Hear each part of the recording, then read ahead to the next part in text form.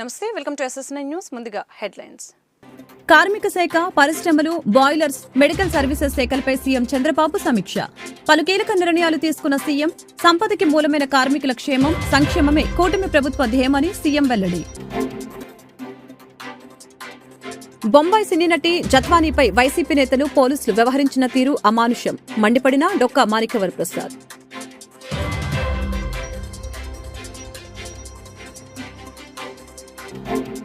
వైఎస్సార్ కాలనీలో గంజాయి blade batch ఆగడాలు అరికట్టాలని జక్కంపూడి కాలనీ వాసులు నిరసన.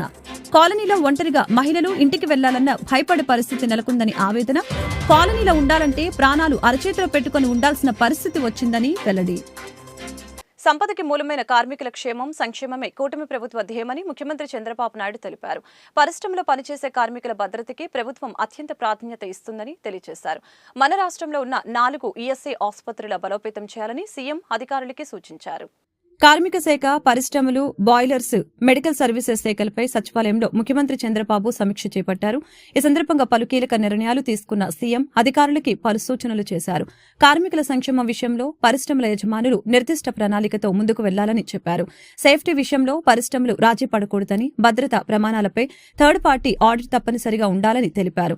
తనిఖీలనేవి భద్రత పెంచేలా, తప్పులు సరిదిద్దేలా ఉండాలని అన్నారు. అంతేకాని తనిఖీల పేరుతో పరిశ్రమల యాజమాన్యుల్ని వేధింపులకి గురిచేయవద్దని ముఖ్యమంత్రి అధికారులకి సూచించారు. ప్రమాదం జరిగినప్పుడు హడావుడి చేసి తర్వాత మళ్లీ సేఫ్టీ గురించి పట్టించుకోవటం లేదని, ఇలా కాకుండా నిర్దిష్టమైన ప్రణాళికతో భద్రత కోసం పనిచేయాలని తెలిపారు. అధికారులు తరచూ తనిఖీలు చేయడంతో పాటు నిబంధనల అమలుపై నిరంతరం పర్యవేక్షణ ఉండాలని చెప్పారు. తనిఖీలతో పాటు థర్డ్ పార్టీ ద్వారా కూడా ఆడిట్ జరపాల్సిన అవసరం ఉందని తెలియజేశారు. పరిశ్రమల ఏర్పాటు జరిగితేనే ఉపాధి లభిస్తుందని, అనుమతుల జారీ విషయంలో పారదర్శకంగా పనిచేయాలని ముఖ్యమంత్రి సూచించడం జరిగింది. అలాగనే పరిశ్రమలు, సిబ్బంది, వాటి భద్రతపై అధికారులు ప్రజెంటేషన్ ద్వారా ముఖ్యమంత్రికి వివరించారు. రాష్ట్రంలో 24,642,000 ఫ్యాక్టరీలు రిజిస్టర్ అయ్యాయని, వాటిలో 11.78 లక్షల మంది పనిచేస్తున్నారని వివరించారు. రాష్ట్రంలో రసాయన పరిశ్రమలు పెరిగిన దృష్ట్యా భద్రతా చర్యలు పర్యవేక్షించడానికి, ప్రమాదాలు అరికట్టడానికి 3 కెమికల్ ఇన్స్పెక్టర్ ఆఫ్ ఫ్యాక్టరీస్ ఉండాలని తెలియజేశారు. రాష్ట్రంలో 3,700 బాయిలర్స్ ఉన్నాయని, ప్రతి ఏడాది వీటిని చెక్ చేస్తున్నామని తెలిపారు. పరిశ్రమల్లో తనిఖీలకు అవసరమైన అధికారుల్ని వెంటనే నియమిస్తామని, ఈ మేరకు పోస్టులు భర్తీ చేస్తామని ముఖ్యమంత్రి తెలిపారు. వైఎస్సార్ కాలనీలో గంజాయి బ్లేడ్ బ్యాచ్ ఆగడాలు అరికట్టాలని జగంపూడి వైఎస్సార్ కాలనీ వాసులు గురువారం నిరసన వ్యక్తం చేశారు. కాలనీలో ఒంటరిగా మహిళలు ఇంటికి వెళ్లాలన్నా భయపడే పరిస్థితి నెలకొందని, ఒంటరిగా ఉన్న మహిళలపై దాడులకు పాల్పడుతున్నారని, గంజాయి మత్తులో వీళ్లు వాళ్లు అని తేడా లేకుండా అందరిపై దాడులకి తెగబడుతున్నారని, కాలనీలో గంజాయి బ్లేడ్ బ్యాచ్ ఆగడాలు అరికట్టాలని, వీరి ఆగడాలని అరికట్టడంలో పోలీసులు విఫలమయ్యారని స్థానికులు ఆరోపించారు. వైఎస్సార్ కాలనీలో దొంగలు, గంజాయి, బ్లేడ్ బ్యాచ్ ఆగడాలు మితిమీరిపోతున్నాయని, కాలనీలో ఉండాలంటే ప్రాణాలు అరచేతిలో పెట్టుకుని ఉండాల్సిన పరిస్థితి వచ్చిందంటూ కాలనీ వాసులు నిరసన కార్యక్రమం చేపట్టారు. రాత్రి సమయాల్లో ఇళ్ల వద్దే గంజాయి తాగుతూ స్థానిక మహిళల్ని ఇబ్బంది పెడుతున్నారని, తాగుబోతుల వీరంగాలు నిత్య కృత్యాలవుతున్నాయని, దొంగలు ఎప్పుడు ఏ ఇంట్లో దోచుకుంటారా అన్న భయాందోళనతో జీవనం గడపవలసి వస్తుందని ఆవేదన వ్యక్తం చేశారు. స్థానిక పోలీసులు వీరి ఆగడాలను అరికట్టడంలో విఫలమయ్యారని, నగర పోలీస్ కమిషనర్ దృష్టికి తీసుకుని వెళ్లి ప్రత్యేక చర్యలు తీసుకోవాలని, కాలనీలో పోలీస్ స్టేషన్ ఏర్పాటు చేయాలని, కాలనీ వాసుల ప్రశాంత జీవితానికి విఘాటం కలిగించే అసాంఘిక శక్తులకి అడ్డుకట్ట వేయాలని డిమాండ్ చేశారు. గంజాయి బ్యాచ్ కేబుల్ టీవీ ఆఫీసుపై దాడి చేసి ఆఫీసులోని ఫర్నిచర్ని ధ్వంసం చేశారని, గతంలో కూడా ఇలాగే జరిగిందని, పోలీసులు వారు ఇలాంటి చర్యలు పునరావృతం కాకుండా గట్టి చర్యలు తీసుకోవాలని కేబుల్ ఆపరేటర్ శ్రీనివాసరావు ఆవేదన వ్యక్తం చేశారు. వైఎస్ఆర్ కాలనీ అనేది ఇక్కడ మరి విపరీతంగా గంజాయి తాగేసి ఇష్టసరంగా చేస్తున్నారు. అలాగే ఆర్టీసీ బస్సుల్ని, ఆటో డ్రైవర్లు, మామూలుగా తిరిగే వాళ్ళని వాళ్ళు ఆటోలు వేసుకొని వచ్చి ఇష్టాసరంగా అడావిడి చేసి రౌడీజం మామూలుగా చేయట్లేదు. ఇక్కడ దాన్ని అరికట్టాలి. ఈ పోలీసులు మళ్ళీ మనం కేసు వాళ్ళతో గొడవ ఆడినా తిరిగి మమ్మల్ని పోలీస్ స్టేషన్ చుట్టూ తిప్పుతున్నారు తప్ప ఉపయోగం ఉండట్లా.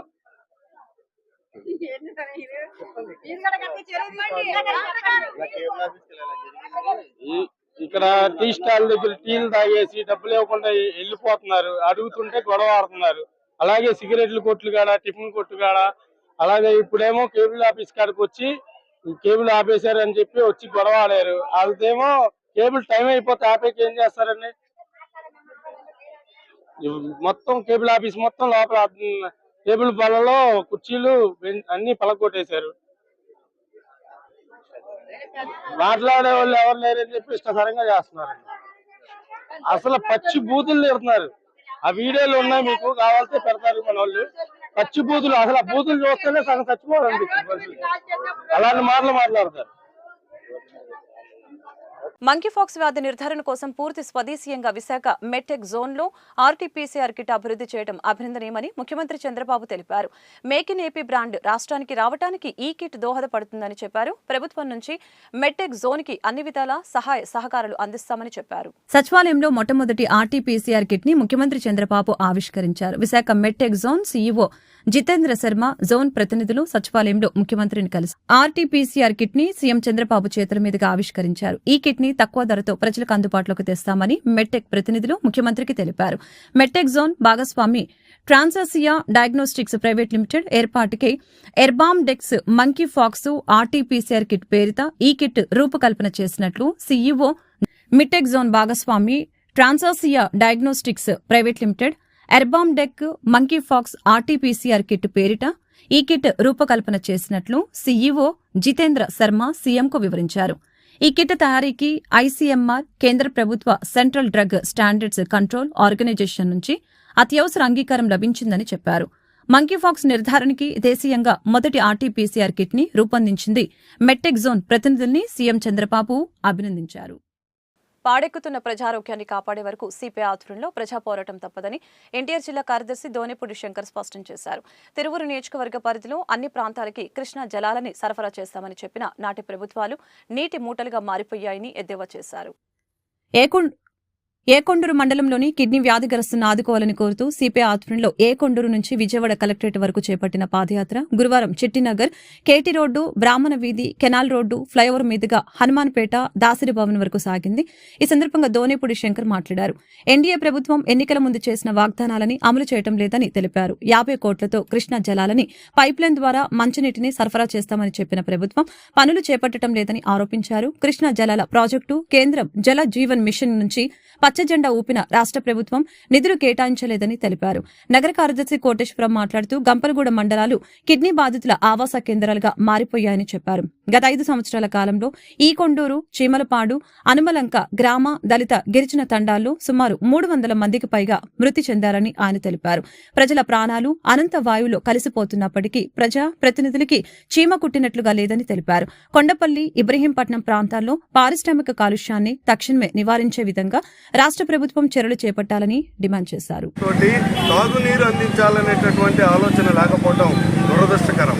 తాగునీరు లేకపోవటం వలన ఫ్లోరైడ్ నీరు తాగి ఏకొండూరు, గంపలగూడెం మండలాల్లో చెందినటువంటి వందలాది మంది చనిపోయారు. ఇప్పటికే 400-500 మంది చనిపోయారు.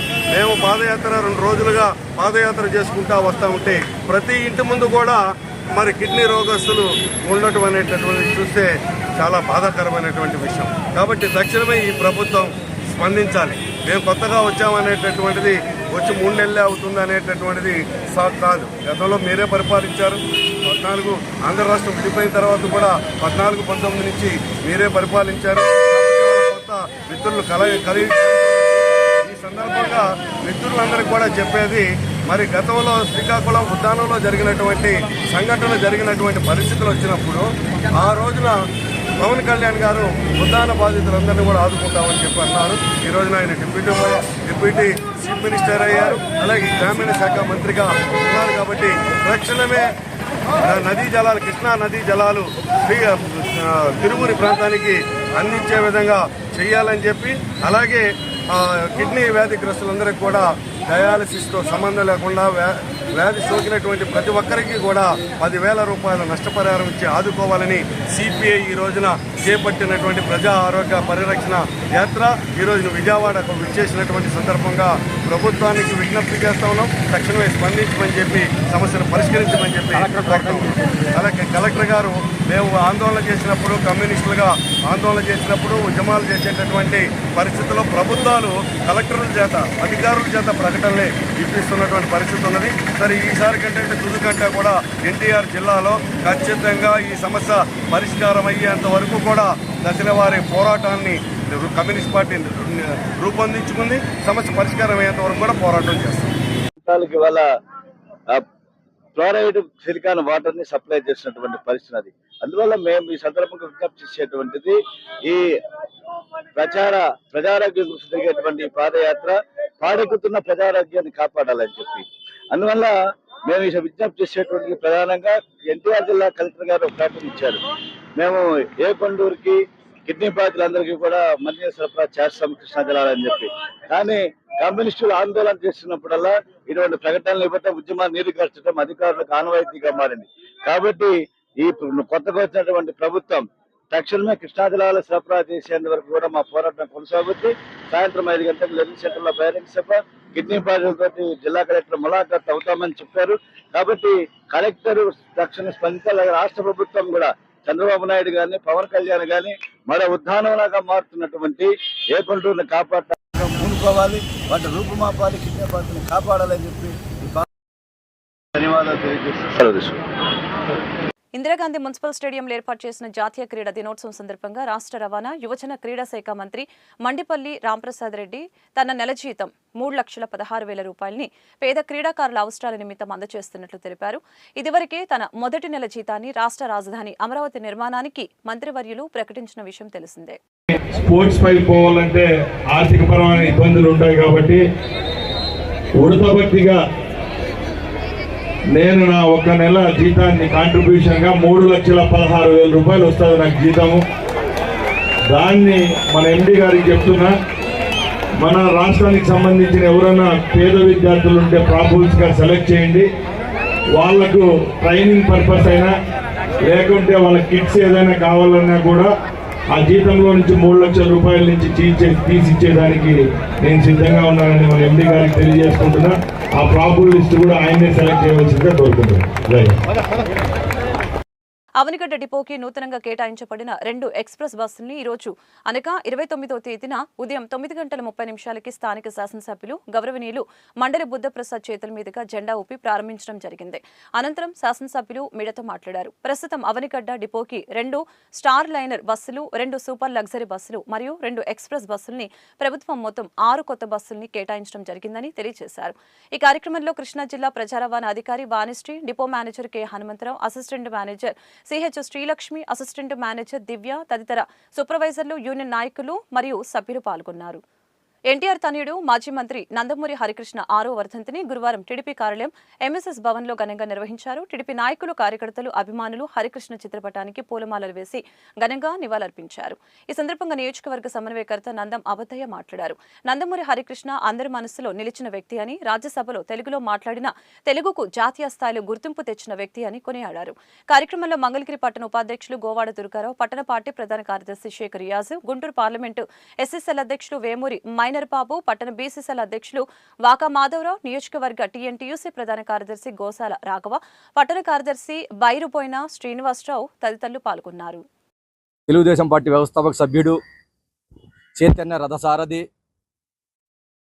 తెలుగుదేశం పార్టీ పొలిట్ బ్యూరో సభ్యుడు స్వర్గీయ నందమూరి హరికృష్ణ గారి 6వ వర్ధంతి మంగళగిరి తెలుగుదేశం పార్టీ కార్యాలయం డాక్టర్ ఎంఎస్ఎస్ భవనం నందు ఘనంగా నిర్వహించడం జరిగింది. ఆయన లోటు ఎవరు పోర్చలేనిది. ఆయన పార్టీకి ఎంతో సేవ చేశారు. చైతన్య రథసారథిగా ఆంధ్రప్రదేశ్ మొత్తం తిరిగి, ఉభయ తెలంగాణ, రాయలసీమ, కోస్తా ఆంధ్ర మొత్తం తిరిగి ఒక ప్రత్యేకతగా నిలుపుకొని చైతన్య రథసారథిగా పేరు సాధించుకున్నారు. అలాగే ఆయన రాష్ట్ర మంత్రిగా, రవాణా శాఖ మంత్రిగా కూడా ఎన్నో కార్యక్రమాలు చేశారు. అలాగే భారత పార్లమెంటరీ వ్యవస్థలోనే పార్లమెంట్లో తెలుగులో మాట్లాడి మంచి తెలుగు భాషకి గుర్తింపు తెచ్చిన వ్యక్తి ఆయన లోటు పోర్చలేండి. ఆయనకి మాకు మరొక నీరాజనాలు. బొంబాయి సినీ నటి జత్వానీపై వైసీపీ నేతలు, పోలీసులు ప్రవర్తించిన తీరు అమానుష్యమని డొక్కా మాణిక్యవర్ ప్రసాద్ మండిపడ్డారు. ముంబై నుంచి కిడ్నాప్ చేసి ఆస్తుని రాయించుకుని సజ్జల ఆధ్వర్యంలో తీవ్ర మానసిక క్షోభకు గురి చేసిన వైసీపీ నేతలు, ఐపీఎస్ అధికారులు, సజ్జల క్రిమినాలజీతో చేసిన అక్రమాలపై ఐపీఎస్ అధికారులపై తక్షణమే చర్యలు తీసుకోవాలని డొక్కా డిమాండ్ చేశారు. ఆమెను తీవ్ర మానసిక క్షోభకి గురి చేసిన సజ్జలని, ఆయన కుటుంబ సభ్యుల్ని 6 నెలల పాటు బహిష్కరించాలని విజ్ఞప్తి చేశారు. వైసీపీకి రాజీనామా చేసిన మోపిదేవి, బీద మస్సన్ రావు, పోతుల సునీత నిర్ణయాలని స్వాగతిస్తున్నట్లు చెప్పారు. ఇలాంటివి జరగకుండా ఉంటాయి. అదేవిధంగా ఐపీఎస్ ఆఫీసర్లు ఇద్దరు భార్యలు కూడా విజ్ఞప్తి చేస్తూ ఉన్నారు. ఇలాంటి దుర్మార్గంలో పాలు పంచుకున్నందుకు, చట్ట వ్యతిరేక కార్యక్రమంలో ఉన్నందుకు చట్ట ప్రకారం శిక్ష జరగాలని కాదు. ఇంట్లో మీకు తెలుసు, మీ ఆత్మకు తెలుసు ఏం జరిగింది దీంట్లో. మీరు వెంటనే మీ భర్తలకి, ఐపీఎస్ ఇద్దరు భర్తలకి విజ్ఞప్తి చేస్తున్నాను, 6 నెలలు వరండాలో వండుకోబెట్టండి. వాళ్ళు ఇంట్లో రాని మాకండి, అన్నం పెట్టబాకండి, బయటనే తినొస్తారు వాళ్ళు. అలాంటి పనిష్మెంట్ రాకపోతే మహిళలకు ఎట్లా రక్షణ ఉంటుంది? ఒక ఉన్నత స్థానాల్లో ఉన్నోళ్ళే మహిళల మీద ఇలాంటి అఘాయిత్యాలు చేస్తే ఇంకెవరు రక్షించాలనుకుంటున్నారు? ఆంధ్రప్రదేశ్ అంటే ఇంత భయపెట్టాలనా? ఇలాంటి దుర్మార్గాలు జరుగుతాయి ఆంధ్రప్రదేశ్లో. గత 5 ఏళ్ళు ఇంకెన్ని జరిగాయో, సజ్జల నాయకులతో ఎన్ని ఘోరాలు నేరాలు జరిగాయో ఒక్కొక్కటి బయటకు వస్తాయి త్వరలో. ఈరోజు ఆ పార్టీలో ఉండలేక మోపిదేవి వెంకటరమణ గారు, బీదా మస్తానరావు గారు, అదేవిధంగా పోతుల సునీత గారు బయటకు వస్తూ ఉన్నారు. వాళ్ళని స్వాగతిస్తూ ఉన్నాను. అలాంటి దుర్మార్గం పట్ల ఉండకుండా బయటకు వస్తున్నందుకు, ఉండలేక బయటకు వస్తున్నారు. వాళ్ళకి ఎంత అవమానం జరిగిందో నాకు తెలుసు, వాళ్ళకి తెలుసు, నాకు తెలుసు. ఏం మోపిదేవిని అంత అవమానించాలన్నా? పోతుల సునీతను అంత అవమానించాలన్నా?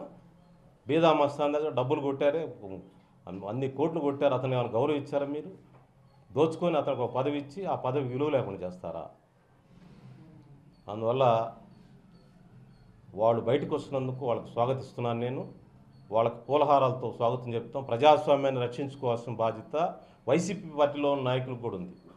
నేను అందువల్ల వైసీపీ పార్టీలో మగ్గిపోతున్నటువంటి ఆ కాంప్లెక్స్లో పని చేయలేక, కూలీ పనులు చేయలేక, యువతులు వాళ్ళని తిట్టి ఆ గుంపు రాజకీయాలు చేయలేక, ఆ ఫ్రాక్షన్ రాజకీయాలు చేయలేక బాధపడుతున్న అందరూ కూడా బయటికి రావాలి. మీ ఇష్టం వచ్చిన పార్టీకి వెళ్ళండి. నేను టీడీపీకి రమ్మని నేను చెప్పను. నేను మీ ఇష్టం వచ్చిన పార్టీకి వెళ్ళండి.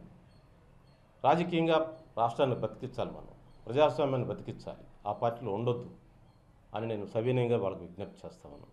ఈ వస్తున్న ముగ్గురికి చెడలవాట్లకు బానిసగా మారి ఈజీగా డబ్బు సంపాదించాలనే దురాశతో చోరీలకు పాల్పడుతూ జాతీయ రహదారిపై బైక్ నడుపుతూ ఒంటరిగా వెళ్లే వారిని, 50 సంవత్సరాల వయసు పైబడిన వారిని టార్గెట్ చేస్తూ చోరీలకు పాల్పడుతున్న పట్టాభిపురం ఫాతిమానగర్కు చెందిన కురిచేటి సుబ్రహ్మణ్యం అనే నిందితుడిని గురువారం అరెస్టు చేసి కోర్టులో హాజరుపరిచినట్లు పెదకాకని సీఐ టి నారాయణస్వామి తెలిపారు.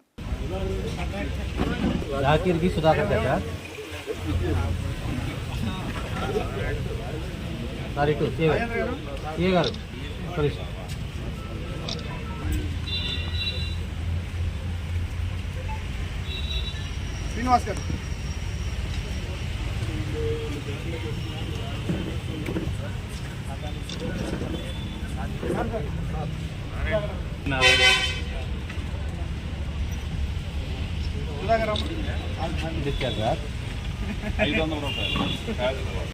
నిన్న రాత్రి 7:30 గంటల సమయంలో పెదకాకాని సీఏ గారికి వచ్చినటువంటి సమాచారం మీద ఒక ముద్దాయి కురిచేటి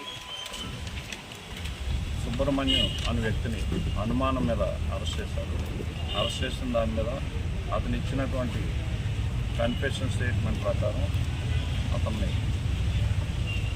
అతని దగ్గర నుండి బ్రాడీపేట అశోక బ్యాంకర్స్ భరత్ జైన్ అనే మార్వాడి షాప్ దగ్గర నుండి అతని దగ్గర గోల్డ్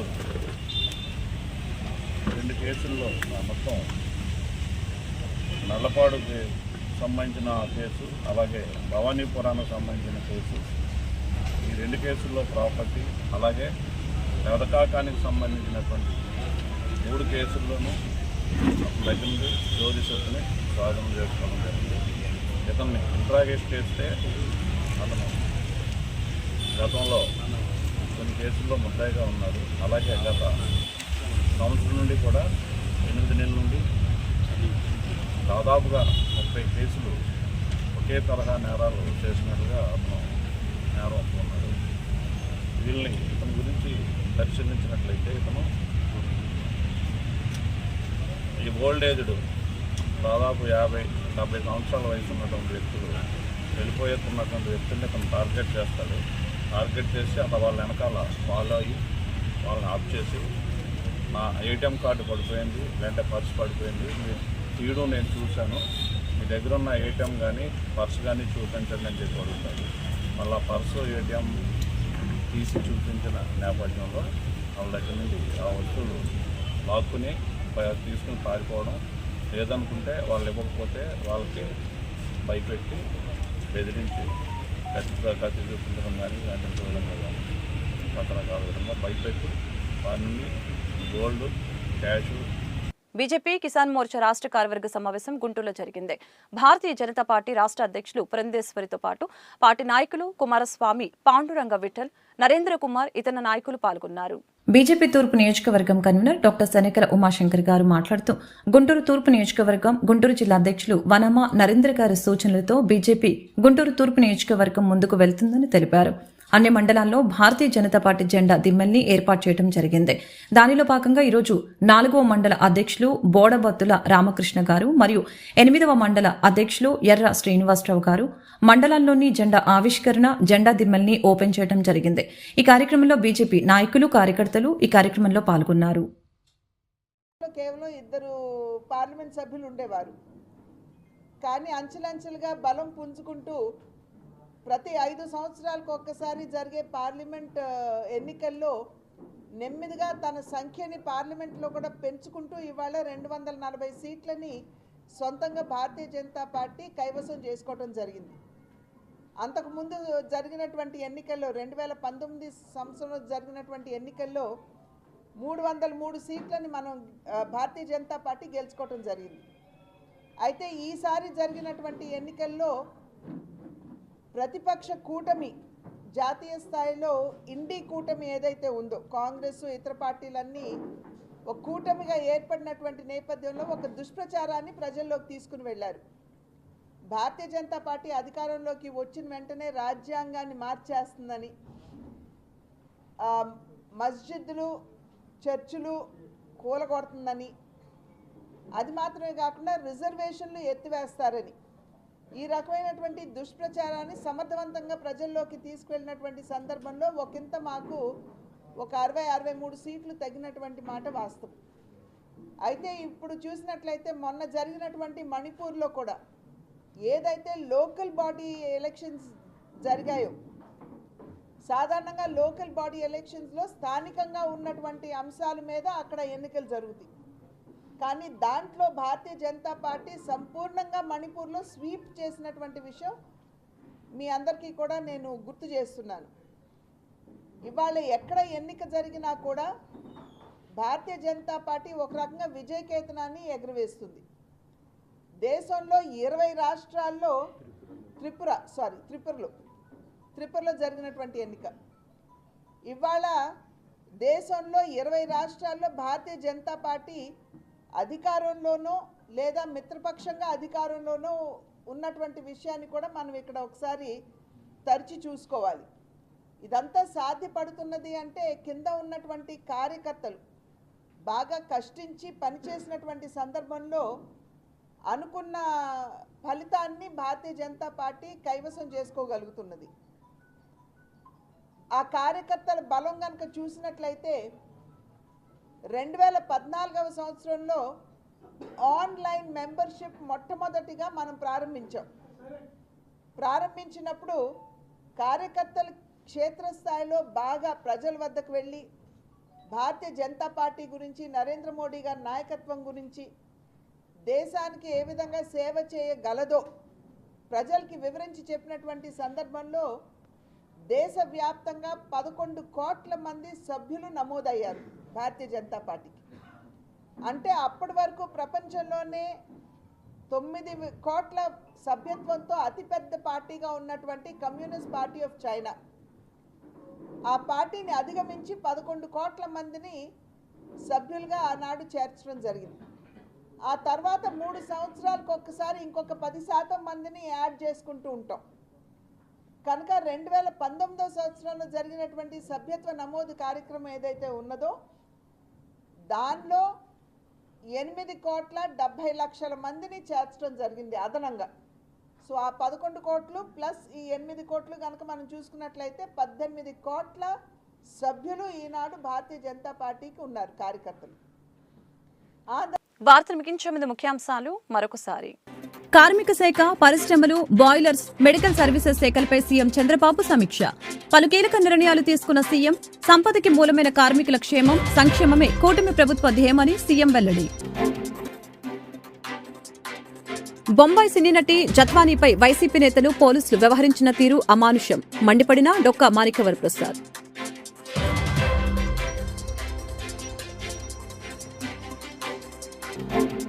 వైఎస్ఆర్ కాలనీలో గంజాయి బ్లేడ్ బ్యాచ్ ఆగడాలు అరికట్టాలని జక్కంపూడి కాలనీ వాసులు నిరసన. కాలనీలో ఒంటరిగా మహిళలు ఇంటికి వెళ్లాలన్న భయపడే పరిస్థితి నెలకొందని ఆవేదన. కాలనీలో ఉండాలంటే ప్రాణాలు అరచేతిలో పెట్టుకుని ఉండాల్సిన పరిస్థితి వచ్చిందని వెల్లడి. ఈ వార్తలు ఇంతటితో సమాప్తం. మరొక బులెటిన్లో మళ్ళీ కలుద్దాం. నమస్కారం.